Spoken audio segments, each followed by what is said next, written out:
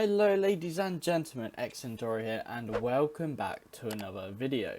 Now in today's video I'm going to be showing you some of the hardest routes to fly in infinite flight, and these videos go from, go from some of the hardest routes in the sense of you're pushing your aircraft to the limits of distance, such as the London to Perth routes, or in fact you're pushing yourself to the more challenging landings such as places like Kai-Tak, Gibraltar, Innsbruck and many other places. So let's just get straight into the video. Okay, so the first route we're going to do, you'll require, it's an EasyJet route, so quite a few of these are European based, and then quite a few are long haul based, and you're going to take an EasyJet, so you can use the A319 or the A320.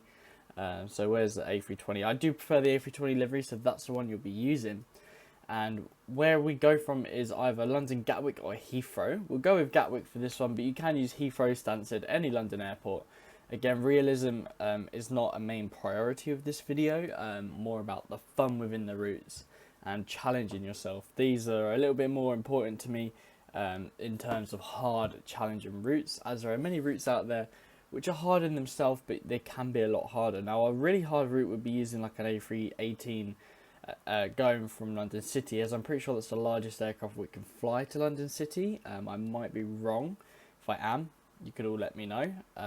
So we're just going to turn down the volume, or make sure that's off, so everyone can hear me nice, loud and clear. So we're going to go from London Gatwick Airport, lovely airport here, one of the best designed in infinite flight with regards to the 3D modelling. And you can already guess where we're going, but we're going down here to Gibraltar, which I'm pretty sure is this one right here. Yep, and the approach into Gibraltar is typically hard. So if we look at the approach procedures on what I'm going to do is remove this. So what I'm going to do is show you some of the approach and arrival procedures. It looks like there's only an approach one available, which is quite annoying, which means it's that one. And we're going to use that, I think. So yeah, so what would actually happen is, I'll plot it out myself because it's not gone very well, but you'd be coming in down here, and you swoop along, and then you go down, head on downwind next to the runway, and then what you do is you've got to make some very last minute steep, approaches onto final, because right here, the land here is just mountains and hills, so it's literally impossible to do straight onto final. And that's the little tricky, difficult approach you have into Gibraltar.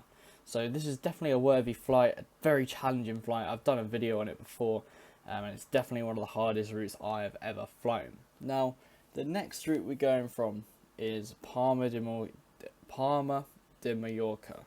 Or Palma, quite a few of us call, and it is in fact again in the A319, but we're going to take out the Euro wings. So again, a livery I don't think I've ever really flown, but I don't even know where Palma. I couldn't find Palma Airport without searching it, so we're just going to have to quickly do that. LEPA, that's it. So we're going to be going from LEPA Airport, very big airport. And again, we'll fly into Innsbruck. Now, the thing with Innsbruck is very normally when you fly into there, your visibility is low. Now, if you want it to be as realistic as you can get it, I'd fly in there with visibility set to 0, and then tell me how hard it is, because the issue with Innsbruck in itself is it's just full of mountains. Now, LEPA itself is a very nice large airport. It's one that I don't think I've really spoken about before in infinite flight, so just admire that.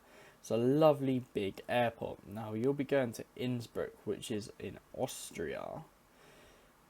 Very good question is which one is it? I think it's LOWI or something, but we're going to search it, so I don't spend ages trying to, it is LOWI, and it's over here. So like I said, there's 3 runways.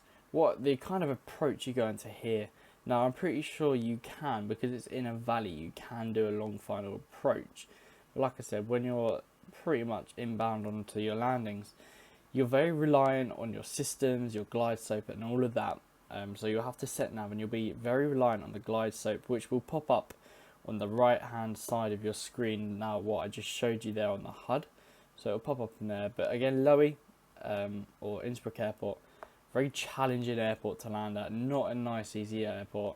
It's very, very tricky to reach, you know, just in general, and landing there, it's not a nice easy landing. So that's again Eurowings, lovely little livery there as well, so you got a little bit from the livery, so that would be a great flight. Just make sure when you land there, I'll just show you the weather, what I mean with visibility. We can just decrease that visibility yourself to like 100 meters, or just maybe a little bit more, and that's what it'll be like when you're flying there. Very, very hard. Now the next one I'm doing is a very ultra long haul. Now this is not a real flight, okay, it's not yet a real flight. I'll say that is yet because I'm pretty sure there are plans. Now we will, unfortunately, as there's no British Airways or Qantas, we will have to use the Infinite Flight livery just to get, you know, a nice little bit of realism. So we can use the Infinite Flight. So you'll use the A350-900, or you can get the 787 and use either the British Airways or on that one, or you can use, of course, the Qantas 789, which is there. So you do have a little bit of option with what you want to do. But personally, we're going to be using the 787-10, or we can be using the amazing A350. Now we're going to be departing from Sydney Airport. Now you can probably already tell the destination. Now I've already told you what aircraft we're using. That's right, the destination is London Heathrow Airport. Now London Heathrow is very, very challenging if you're looking to land there, because in Infinite Flight it's always busy, like always busy. If you go there on training and casual server or even expert, there's hundreds of planes there 24/7. Now the reason this is so hard is because when we look at the fuel for the distance, 19.5 hours. Now it's doable, okay, you can all trust me, it's definitely doable going from Sydney to London. If I just show you how far it is literally on the map.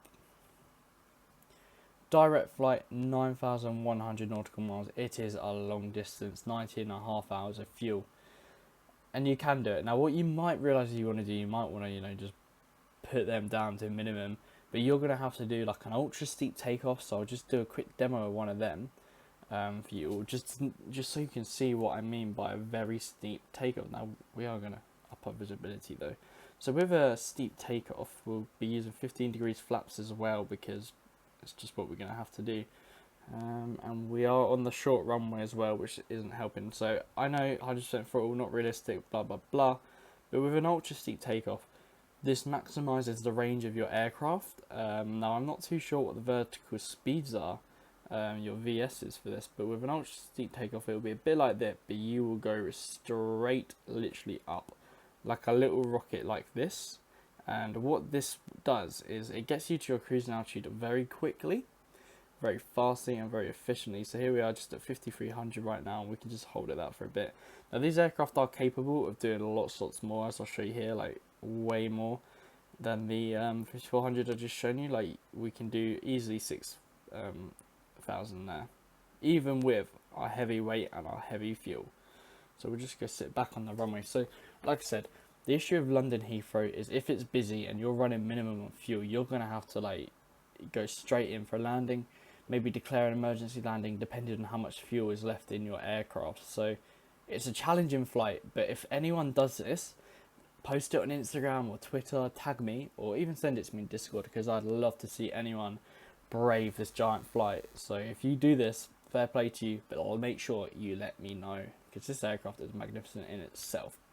The next route I have for you all then is taking the 747 Queen of the Skies, if I can find the 47, and it's this one, and we will be departing London Heathrow. Actually no, I'll go to the destination airport. It's Kai Tak, London Heathrow to Kai Tak. Now not only is the approach into here really hard, like it's the checkerboard approach. This approach is it's world famous. It's our world famous approach. It's challenging, it's tricky, everyone knows it's really hard, and everyone has pretty much tried it if you play enough Flight Simulator. And it's a challenging flight. It's a really hard approach into the space. So you can I can show you the checkerboard right now really from here. There it is. So you will literally be flying at that and making a last minute steep turn. So you'll come in from like here, you go over the stone cutters, and then you turn right straight towards the runway and you're there. So that's what your sort of final approach looks like. But because you'll be landing here, you'll be coming from London Heathrow. So again, another really, really long flight. So again, you can make sure you're as realistic as possible. This is only 5,200 nautical miles, well within the range of the 747 here. If I can show you its maximum range of 18 hours 46 minutes. So it is way more than capable of flying this route. And basically, it's just a really challenging approach. And that's why it's one of the hardest, because I think after such a long flight, you're flying heavy still maybe, it's a hard approach, especially in a 747. So, another one in a 747 route which I have for you is taking the KLM livery. We're going to take the 2051 because I prefer it, and we're going to go from Amsterdam. So, Amsterdam International Airport right here. And it doesn't matter where we go from. Well, it will do if you want to recreate realism, but I could not tell you what gate to use. So that's okay. So you'll be flying from Amsterdam International Airport, and we're going to St. Martin. Now, I'm pretty sure this flight is discontinued with the 747, but I know, oh my gosh, my aircraft is rocking. I don't know if that's meant to happen, but I'm pretty sure that we are in a 747 gate. So we're going to be going to St. Martin. So I'm going to put Martin in and hope it comes up. TFFG. Now this does ring a bell. I'm not too sure if that's the airport we're headed to.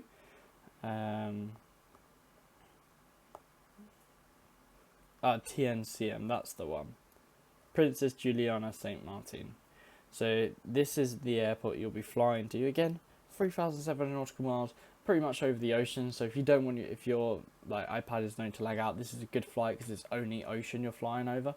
But the approach into here, lovely. It's over a beach, but the runway is pretty short for a 747.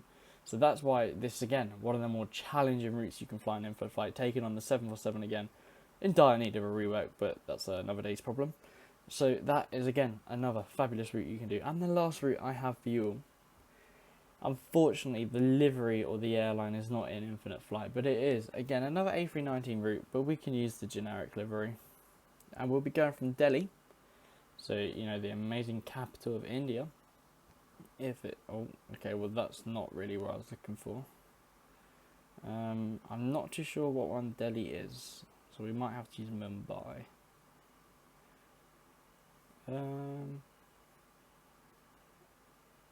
Right, okay, so Delhi Airport.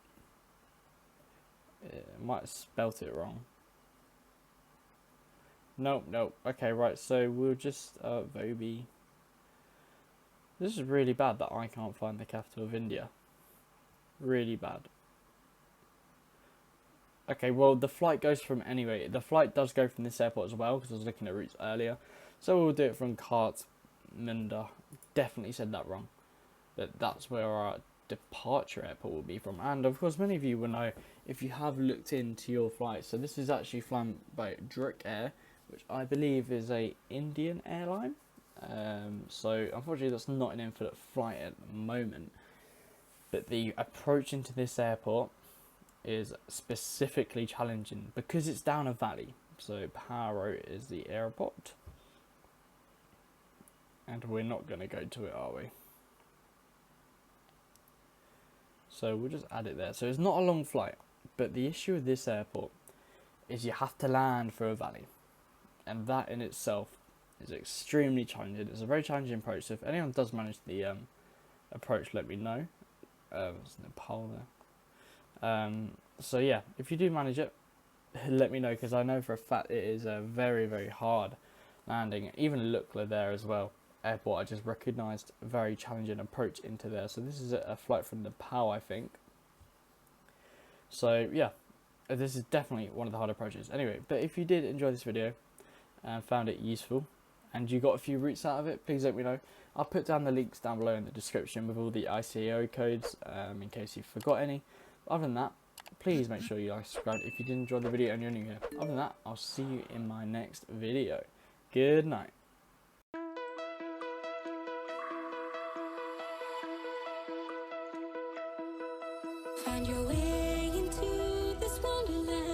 Cross the